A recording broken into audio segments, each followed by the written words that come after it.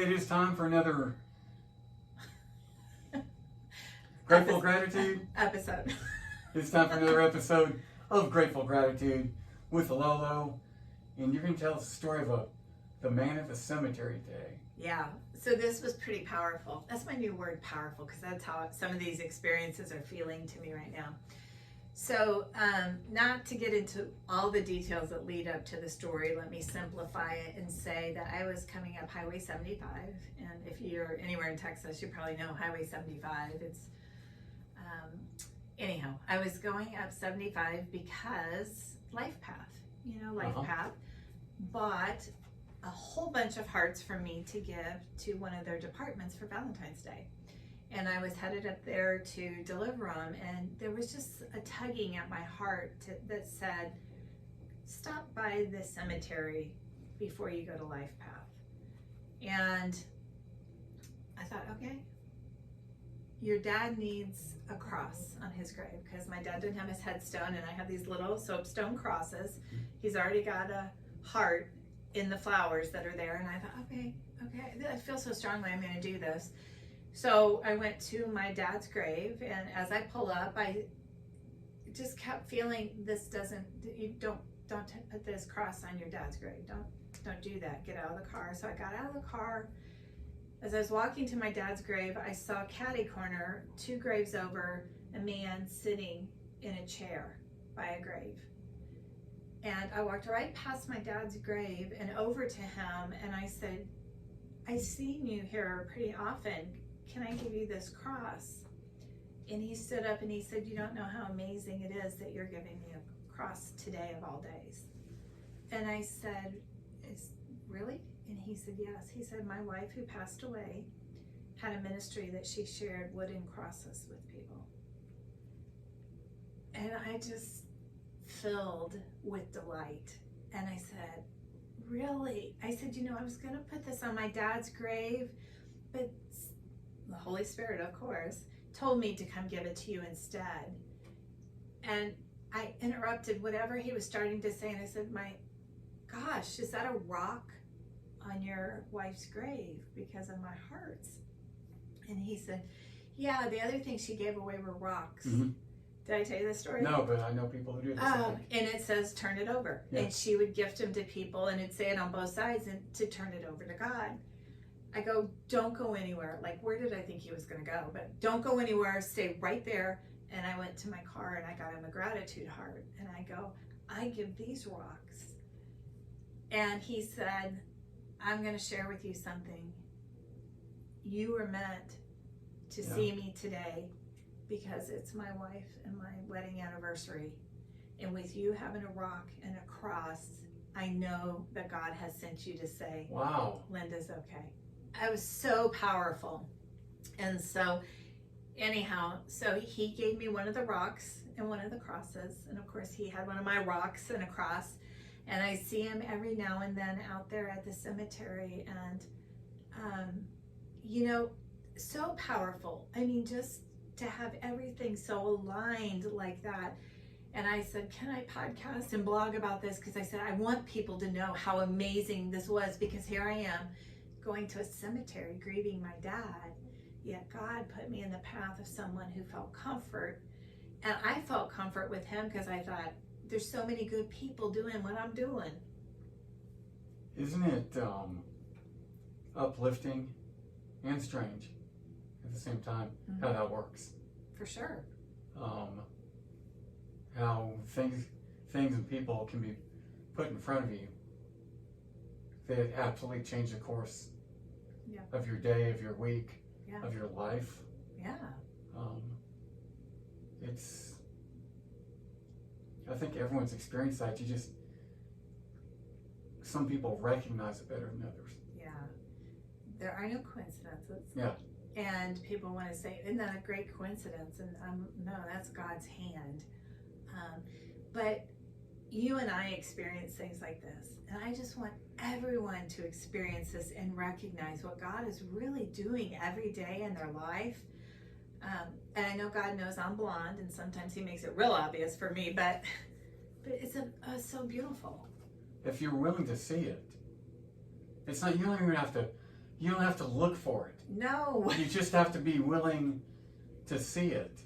Smaller example for me, this happened like 2 months ago, right after Christmas. Okay. So yeah, 2 months ago. Yeah. I am very good friends with my pastor, and I went to church one Sunday, and I was there early, so I went to the bookstore, and Jack Graham has written dozens of books. Lots of books, yeah. And there was a book that he had written that I'd never seen before. How could that be? Yeah, it's, well, I think it came out while I was in my coma. Oh. In the book, Jack went through, Dr.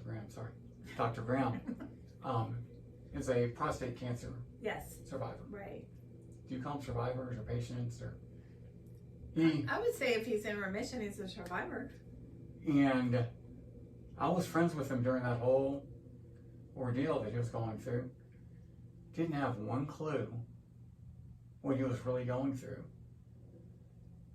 The book that he wrote was about how that impacted him and the struggles that he was having. Mm-hmm. And it just so happened that the morning that I went to church that morning, I was having a woe is me morning, which once again does not happen that often. Right. But that book was exactly what I needed. And I'd never heard of it. I obviously never seen it. And I go to that church bookstore maybe twice a year. Yeah. And it was put right in front of me.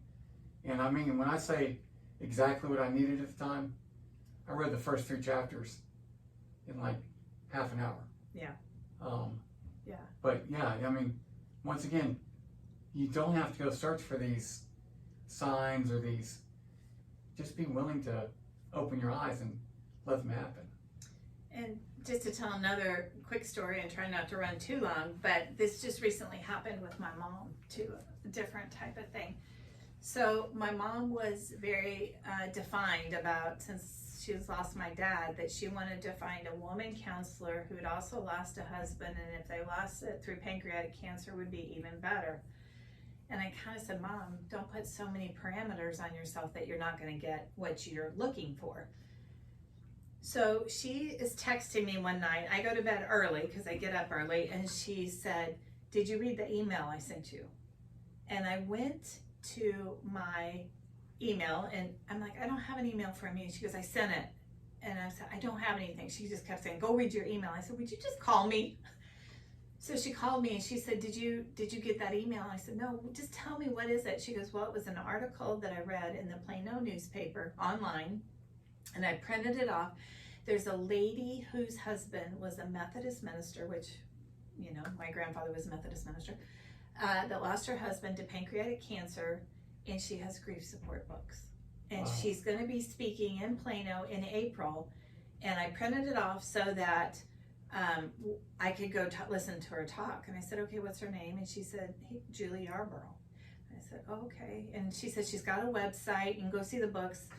Well, long and short of this is I went to the website and I said, oh, I'm going to do grief support. She's got materials that she'll give you. And anyhow, long and short of it is her website wasn't working. So I emailed her and I said, this is a really strange story, but my mom's going to come see you speak, and I'd like to do some grief support here. So she goes, I'm going to send you some books. And I said, okay, great. My mom then proceeds to tell me the next day that she went back to look at the date, to put it on her calendar and make the reservation to hear her speak at this church. And she said it happened a year ago. She said it was April of 21, not 22. And she said, I can't find the article online anymore. And she said, but I printed it, so I have proof. Mm-hmm. Amazing story, because my mom said, you know, God wanted to put this person in my life. Well, when I reached out to Julie, she was so kind and knew my mom was suffering. She actually met us for lunch. She gave me lots of grief support books to share with others. And the weirdest thing of all is a printout copy of of that article from the Plano newspaper online was on top of my printer. And I said to my mom, I said, do you still have your copy? Did I somehow get your copy? And she said, no, I have my copy. She said, I just kept it because of what happened. And I said, how in the world did I get a copy of it then? And we can't explain it. But to me, it's another way that God said, I'm going to put Julie in your mom's life because of the similarities that your mom is requesting. And I'm going to put her in your life because she's going to help support your grief ministry. That is strange. I'm just going to say, if something like this happens to you, attribute it to God, because Satan wouldn't have done that. True. So anyhow, so that's 3 stories there of how great God is and how God will put people in your life and experiences that you need, and just be willing. Open up, open that heart. So until next time, thanks so much, guys, for watching.